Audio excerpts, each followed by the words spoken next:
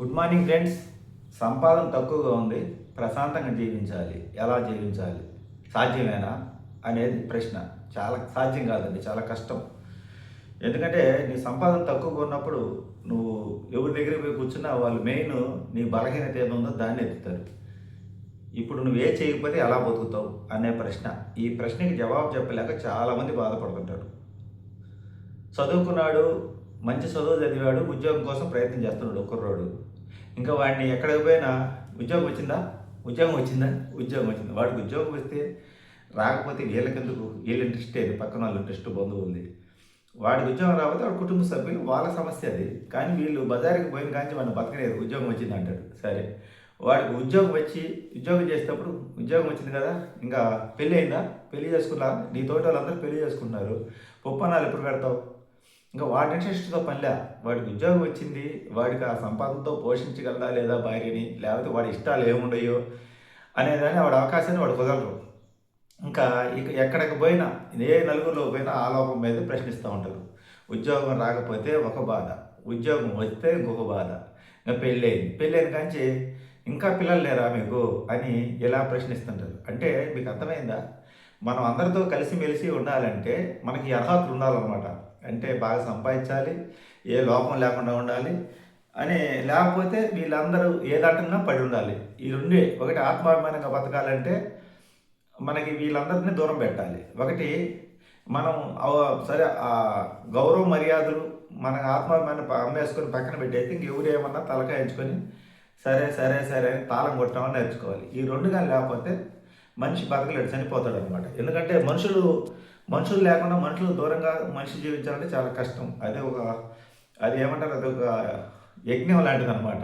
అంటే మనం వైపుమాల వేసుకున్నప్పుడు 42 రోజులు దీక్షగా ఎట్టుంటామో అలా సమాజానికి దూరంగా బతకడం చాలా కష్టం. అందుకే మనకి పూర్వీకులన్నీ కూడా ఈ నియమాలు ఇట్లాంటివన్నీ పెట్టింది. ఈ మనుషులు మామూలు టయాలెట్ని ఇబ్బంది పెడతారు. అట్లా ఉంటే మనుషులు దూరంగా బతకగలరు. ఈ దీక్ష 42 రోజులు అలవాటు చేసుకుంటారు, కష్టాలు వచ్చినప్పుడు కూడా అనే పెడతారు. ఇవన్నీ మన పెద్దలు ఊరక పెట్టలేదు.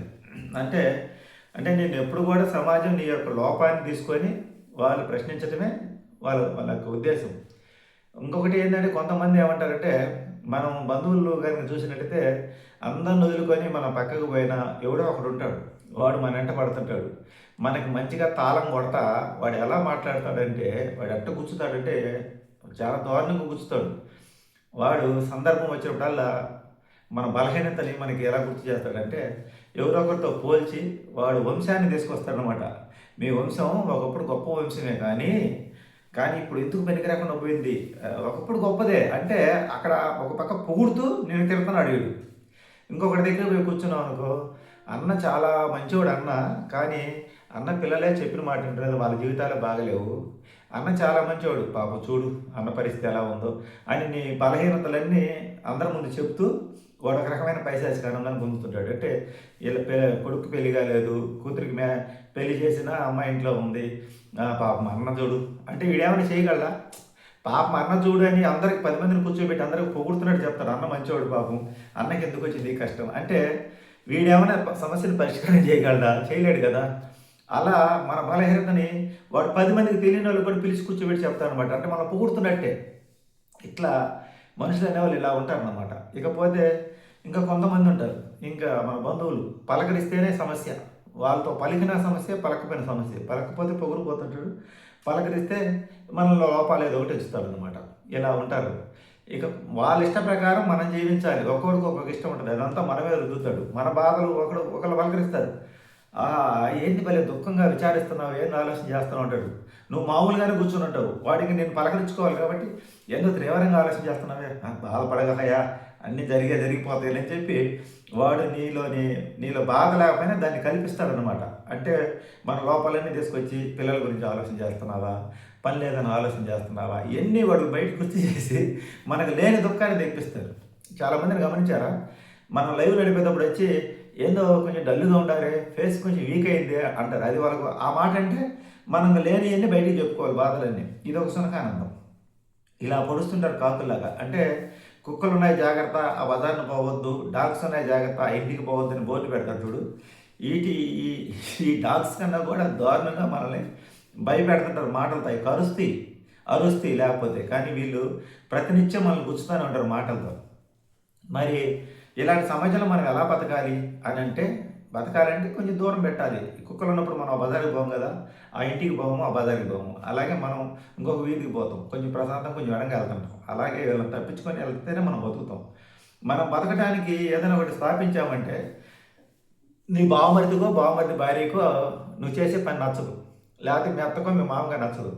వాళ్ళు చెప్తారు, మీ వోడు చేసే పని మాకు నచ్చలేదు అని. ఎవరు చెప్తారు? నీ భార్యకో, లేకపోతే నీ పిల్లలకో, లేకపోతే నీ తల్లికో అని చెప్పేది. మీ వంశం అసలు ఎట్టాటి వంశం తెలుసా?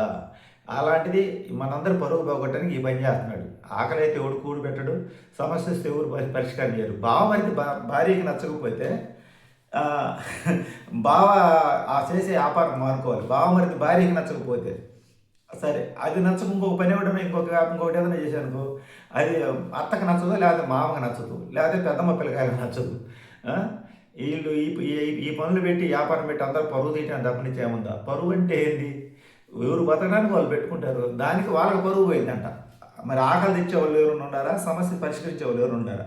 సమస్యను ఎత్తి చూపేవాళ్ళు కానీ సమస్యను పరిష్కరించే వాళ్ళు ఇళ్ళల్లో ఒక్కరైనా ఉండారా? మనం ఆకలితో అలమటిస్తున్నా ఎవరు ఏందని అడగరు. మన కష్టాల్లో బాధపడుతున్నా ఏందని అడగరు. ఇంకా పైన రాళ్ళేస్తారు. ఇంకా పోతే మనం ఏదైనా బతుకుతుంటే ఆ బతుకు తెరువుని అడ్డం తగులుతారు కానీ ఆ బతకనీయకుండా ఆ దారి కట్టపడతారు. కానీ బతకడానికి బాధల్లో ఉండేవాడికి చెయ్యంది ఇచ్చి ఓదార్పునిస్తారా? సమాజం ఇవ్వదు. నీలో లోపాలను ఎత్తి చూపుతూ ఉంటుంది. ఒక అమ్మాయి సమాజంలో తిరుగుతుంటే ఆ అమ్మాయి బాగా పెళ్ళై భర్తతో ఉంటే పర్లేదు.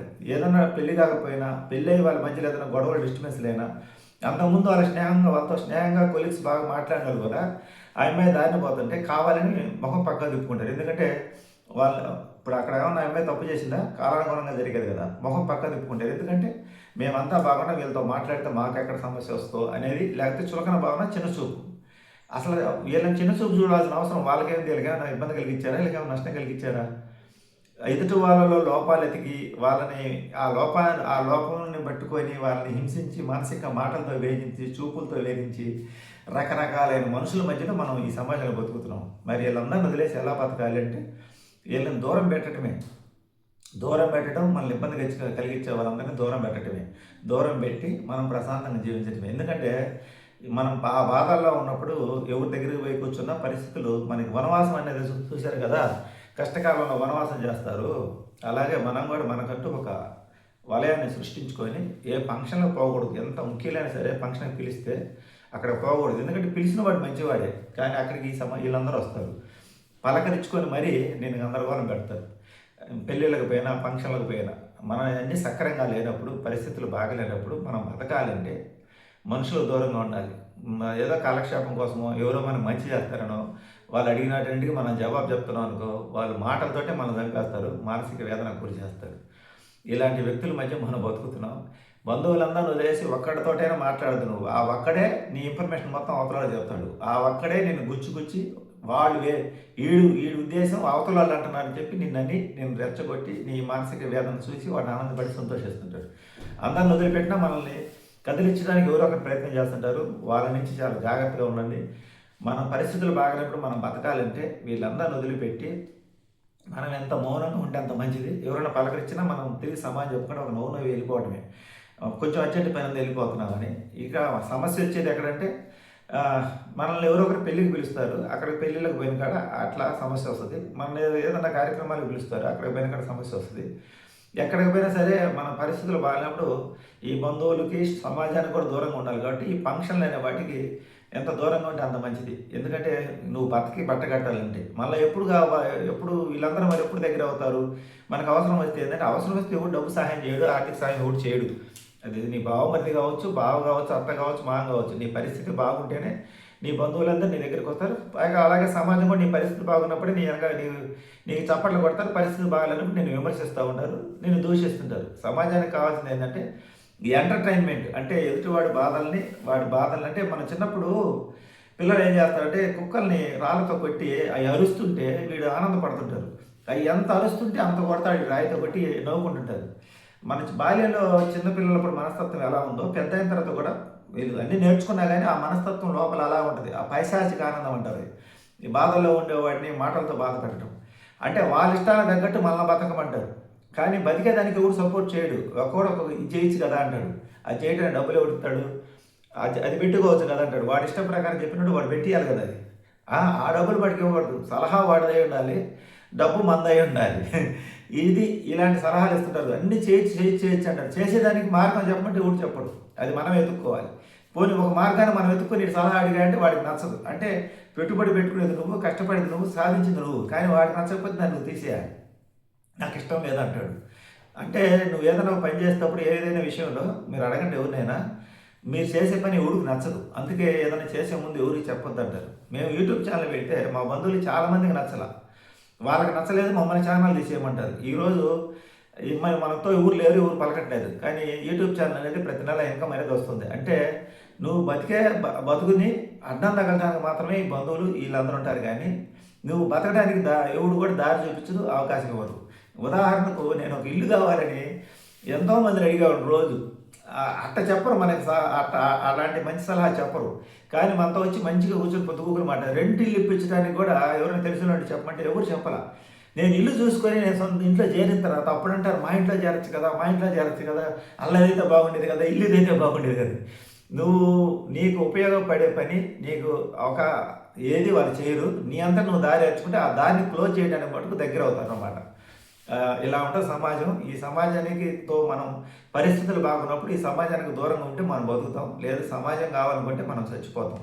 చాలామంది సమాజం వల్ల చనిపోతున్నారు. సమాజం వాళ్ళకి సమాధానం చెప్పలేక, వాళ్ళు అడిగే మాటల సూటిపాట్లకి వాళ్ళతో కలిసి ప్రయాణం చేయలేక, వాళ్ళు ఎగతాళి తట్టుకోలేక చచ్చిపోతున్నారు చాలామంది. చనిపోవడం అంటే పెద్ద ఏముందండి. ఇప్పుడు బంధువులతో పోయి కూర్చున్నావు, మన మన మన ఇంటి పేరు గల ఎవరైనా పరిస్థితి బాగలేదనుకో, వాడు అక్కడ ఎత్తుతాడు. నువ్వు బాగున్నావు కదా, నిన్ను హింసించడానికి నీ ఇంటి పేరు నీ వంశాన్ని ఎత్తుతాడు.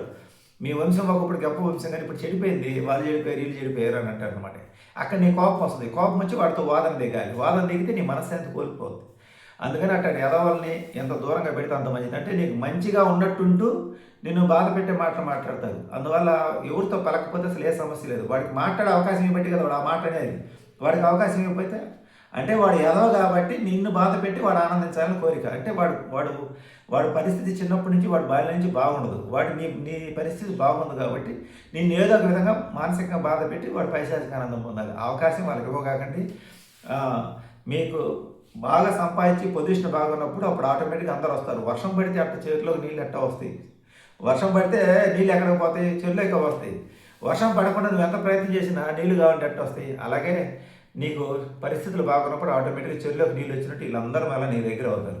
ఇవి ఎండిపోయినప్పుడే ఎవరు ఇంకా చెరువులో నీళ్ళు లేకపోతే పంటలు పండవు కదా, దాంతో ఏం పని.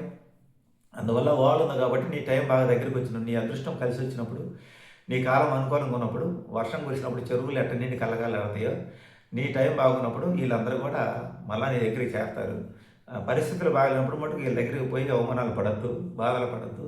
లాస్ట్కి ఒక్కసారి ప్రాణాలు కూడా తీసుకునే పరిస్థితి వస్తుంది. వాళ్ళదేముంది ఒక మాట ఆనందపడుతుంటారు.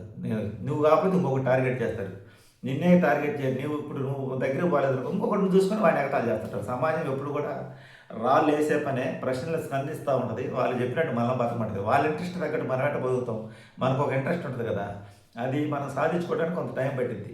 ఇది పెళ్లి విషయం కావచ్చు, ఉద్యోగ విషయం కావచ్చు, చదువు విషయం కావచ్చు, ఇంకా ఏదైనా సాధించే విషయంలో కావచ్చు. దానికి కొంత టైం పట్టింది. ఆ టైంలో మనుషులతో మాట్లాడితే నిన్ను ఏది ముందుకు పనిరు, నిన్ను మానసికంగా చంపేస్తారు, నీ ఎదుగుదలని అక్కడే తొక్కేస్తారు.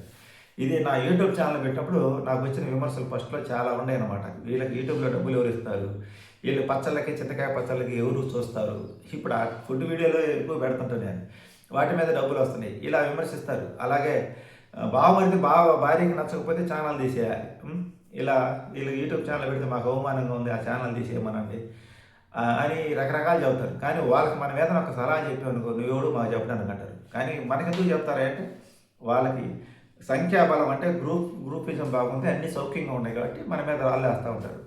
అందువల్ల అట్లాంటి మనుషులకి అంత దూరంగా ఉంటే అంత మంచిది. ఇది వీడియో నచ్చితే లైక్ చేయండి, సపోర్ట్ చేయండి, హెల్ప్ చేయండి.